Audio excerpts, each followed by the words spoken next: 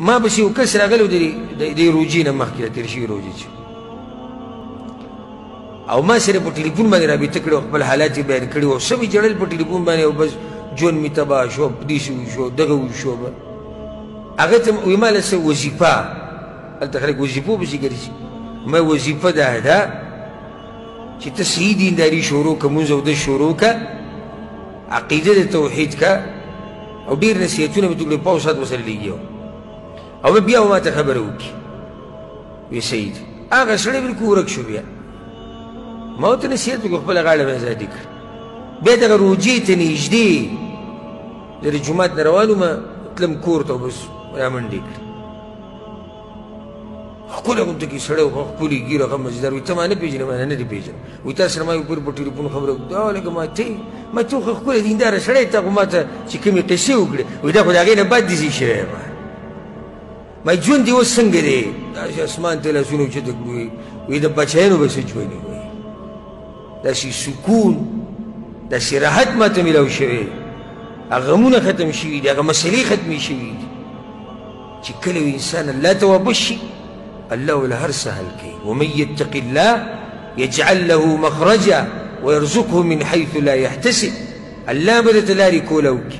غمونه مصیبتونه قرضې بیماریانې هر څه به در الله برابر کړي بچي به دې الله نیکمله کړي په بچو به دې سترګې یخې شي په ښځو به دې سترګې یخې شي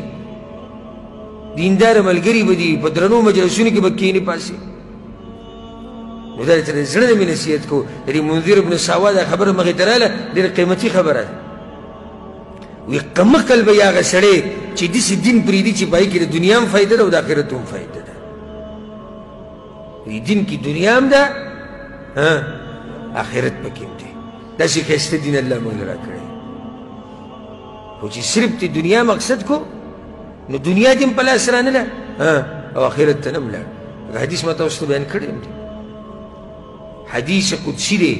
الله وی الله وی اے بنده اے د آدم بچیا که راواپس شوې ما ته نو د دې ټولو مسلو ستا چې کومې دي د هغې دپاره زه کافي یم بیا دې ته غوږ کېدی وی اے د آدم بچیا او که زما نه دې مخ واړو او زما د دین نه دې مخ واړو نو په داسې کارونو کې به دې مصروفه کم چې د مرګه پورې به نه ختمېږي دنیا به مخکې او ته به دې شاته رواني دنیا به مخکې او ته به دې شاته رواني او په لاس به دې هم نه راځي د مرګه پورې دا دنیا به درنه مخکې او ته به دې شاته رواني او دغه کندې ته به دې ورګزار کړي